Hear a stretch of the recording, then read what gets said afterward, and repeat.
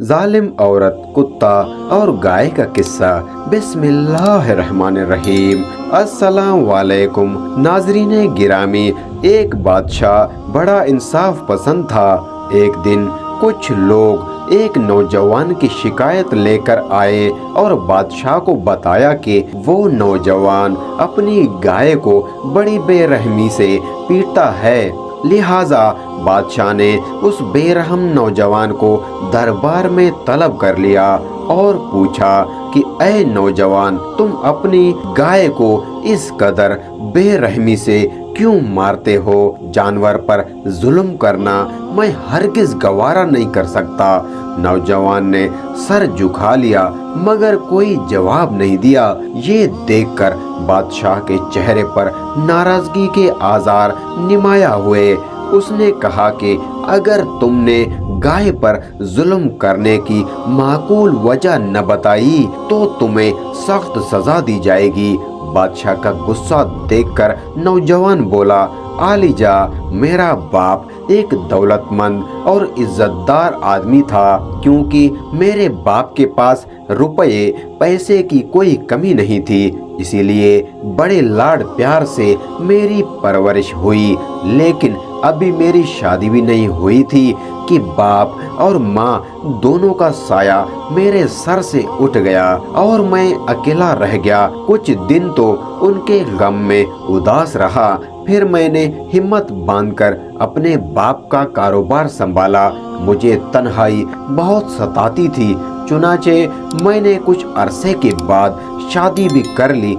शादी के बाद जब दुल्हन घर आई और हम रात को दोनों खाना खाने बैठे तो मैं उसके खाने के तरीके को देखकर हैरान रह गया।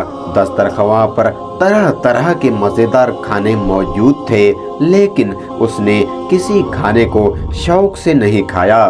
बस चांदी के एक कांटे के जरिए गोश्त के चंद टुकड़े मुंह में डाल दिए। मुझे उस पर तहज्जुब हुआ, लेकिन मैंने सोचा कि अभी वो शर्म व हया में है और इसीलिए कुछ नहीं खा रही है। लेकिन जब कई दिन उसका यही मामूल रहा तो मुझे फिक्र होने लगी कि ये खाना क्यों नहीं खाती। अगर खाएगी नहीं तो जिंदा कैसे रहेगी? ये सोचकर मैं इसकी हरकत व सकनात पर नजर रखने लगा। बादशाह सलामत एक रात ऐसा हुआ कि हम दोनों सो रहे थे कि आधी रात को मेरी बीवी बिस्तर से उठी। मेरी भी आंख खुल गई, लेकिन मैं ये देखने के लिए कि वो क्या करती है चुपचाप बिस्तर पर इसी तरह से पड़ा रहा कि जैसे मैं गहरी नींद में हूँ। मेरी बीवी ने उठकर उम्दा लिबास पहना और चुपके से घर का दरवाजा खोलकर बाहर निकल गई। मैं लपक कर बिस्तर से उठा और ये देखने के लिए कि ये कहाँ जाती है, छुपता छुपाता उसके पीछे चल पड़ा। मुझे ख्याल आया कि गालिबन उसकी किसी से दोस्ती है और ये वहीं जाती है और उसके साथ ही खाना खाती है। मैं इस तरह के मुख्तलिफ ख्यालात में गुम उसके पीछे पीछे चलता रहा, यहाँ तक कि एक कब्रिस्तान आ गया। मेरी बीवी उस कब्रिस्तान के अंदर चली गई।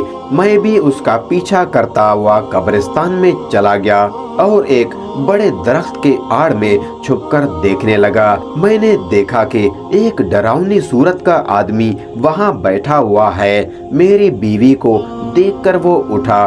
दोनों एक दूसरे से मिले और फिर पास बैठकर बातें करने लगे। मैं चौंका दूर था, इसीलिए उनकी बातें न सुन सका, लेकिन लग रहा था जैसे उन दोनों में बड़ी दोस्ती हो। मुझे उसको इस तरह एक दूसरे से बातें करते हुए देखकर बहुत गुस्सा आया, लेकिन उस आदमी से खौफ भी आया। लिहाजा मैं चुप करके उन्हें देखता रहा। फिर कुछ देर के बाद उन्होंने एक कब्र को खोदकर मुर्दा निकाला और दोनों बैठकर उसका गोश्त खाने लगे। ये खौफनाक मंजर देखकर मेरा खून खुश्क हो गया। उन दोनों ने गोश्त खाने के बाद मुर्दे की हड्डियां उसी कब्रिस्तान में दफन कर दी। उसके बाद मेरी बीवी वहां से चल पड़ी। मैं उसके आगे आगे तेजी से घर पहुंच गया और दरवाजा खुला छोड़ दिया। फिर मैं अपने बिस्तर पर लेट गया। कुछ देर के बाद मेरी बीवी भी घर आई और बिस्तर पर लेट गई। मुझे अपनी बीवी पर बहुत गुस्सा आ रहा था और उससे नफरत भी हो रही थी, मगर मैंने जब्त किया और बाकी रात किसी न किसी तरीके से काटी। मेरे दिल में तरह तरह के ख्यालात आ रहे थे। कभी सोचता कि इसे कत्ल कर देना चाहिए, कभी सोचता कि इसे राह रास्त पर लाना चाहिए। आखिर दिल इसी बात पर ठहरा कि इसको समझाना चाहिए।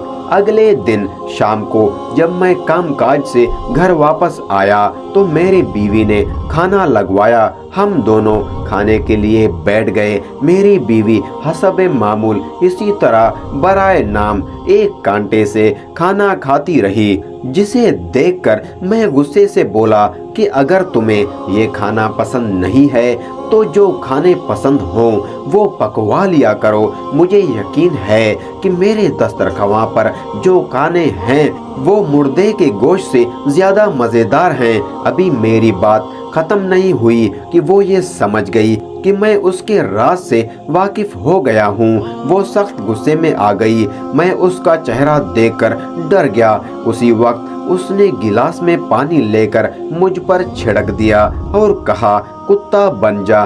उसके मुंह से ये अल्फाज निकलते ही मैं इंसान से कुत्ता बन गया। उसके बाद उस जालिम ने मुझे मार मार कर जख्मी कर दिया और घर से निकाल दिया। मैं घर से निकला तो मोहल्ले के कुत्ते मेरे पीछे लग गए और मुझे अजनबी समझकर काटने को दौड़ने लगे।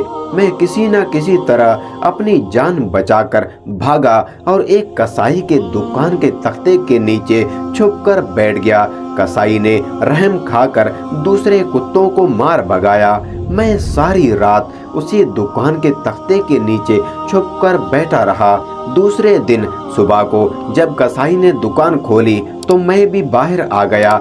कसाई ने गोश्त का एक टुकड़ा मेरी तरफ फेंका, मगर मैंने उसकी तरफ देखा भी नहीं तो कसाई को उस पर गुस्सा आ गया और वो मुझे मारने के लिए उठा तो मैं वहां से भाग निकला और एक नान बाई की दुकान के पास जा बैठा, जिसने रहम खाकर रोटी का एक टुकड़ा मुझे दिया, जो मैंने खा लिया और वहीं रहने की ठान ली। कुछ देर वहां रहने से नान बाई मुझ पर इस कदर मेहरबान हो गया कि वो रोज शाम को वो मुझे अपने घर ले जाता और सुबह को दुकान पर ले आता। वो मुझे प्यार करता और रोटी खिलाता। मैं उसकी अच्छी बर्ताव से बहुत खुश था।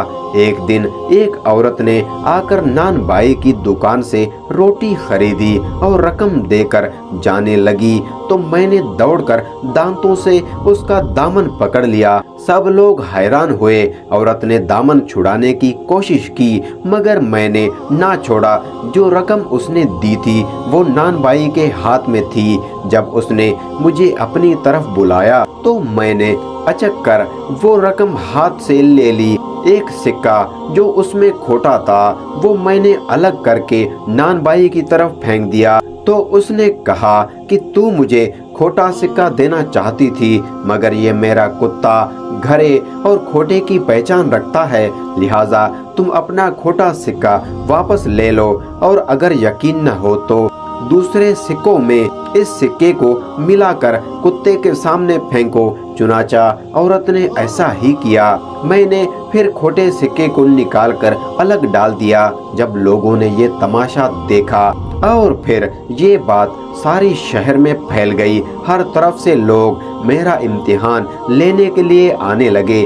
मैं हमेशा खोटे सिक्कों को अलग कर देता। एक दिन एक औरत दुकान पर आई, मेरा इम्तिहान लेने लगी, जिस पर मैं पूरा उतरा। जब वो औरत जाने लगी तो मुझे आंख से इशारा किया تو میں اس کے پیچھے چلتے ہوئے اس کے گھر تک پہنچ گیا۔ وہاں ایک خوبصورت لڑکی کھڑی ہوئی تھی۔ عورت نے کہا کہ بیٹی، یہ وہ کتا ہے جو کھرے اور کھوٹے سکوں کی پہچان رکھتا ہے۔ لڑکی نے یہ سن کر میری طرف غور سے دیکھ کر پانی پر کچھ پڑھ کر میرے اوپر پھینکتے ہوئے بولی، اگر تو کسی اور شکل سے کتے کی شکل میں آیا ہے تو اپنی اصل شکل پر آ جا۔ اس کا یہ کہنا تھا کہ میں کتے سے پھر انسان بن گیا۔ جب میں نے خود کو انسان کی روپ میں دیکھا تو میں اس خواتین کا شکریہ ادا کرنے لگا۔ میں نے اس کو اپنی پوری کہانی سنائی تو وہ لڑکی بولی کہ میں اس عورت کو ضرور سزا دوں گی جس نے تمہیں کتا بنایا تھا۔ یہ کہہ کر وہ لڑکی ایک کمرے میں گئی اور پانی کا گلاس لے آئی اور مجھے بولی کہ اس میں جو پانی ہے وہ گھر جا کر اپنی بیوی پر چھڑک دینا، پھر جس جانور کا تم نام لوگے تمہاری بیوی وہی بن جائے گی۔ میں وہ پانی لے کر اپنے گھر پہنچا۔ جب میری بیوی نے مجھے دیکھا تو بڑی حیران ہوئی۔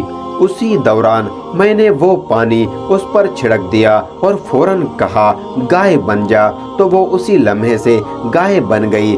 بادشاہ سلامت، یہ گائے دراصل میری بیوی ہے جسے میں مار رہا تھا۔ میرا یہ سلوک موت سزا کے طور پر ہے۔ میں ظالم آدمی نہیں ہوں۔ اب یہ خاتون گائے کے روپ میں ہی رہے گی۔ اگر کسی نے اسے انسان بنا دیا تو یہ ضرور فساد برپا کرے گی۔ بادشاہ نے اس نوجوان کی داستان حیرت سے سنی اور پھر اسے کوئی سزا دیے بغیر گھر جانے کی اجازت دے دی، اور یوں ایک ظالم کو اس کے کیے کی سزا مل گئی۔ تو دوستوں، اس واقعے سے ہمیں یہ سبق ملتا ہے کہ ہم جو بھی گناہ کرتے ہیں اس گناہ کی سزا ہمیں ضرور پانی ہوگی، لہٰذا گناہوں سے بچنے کی کوشش کیا کریں۔ اللہ تعالیٰ سے دعا ہے ہمیں اور آپ کو اچھے کام کرنے کی توفیق عطا فرمائے۔ آمین ثم آمین۔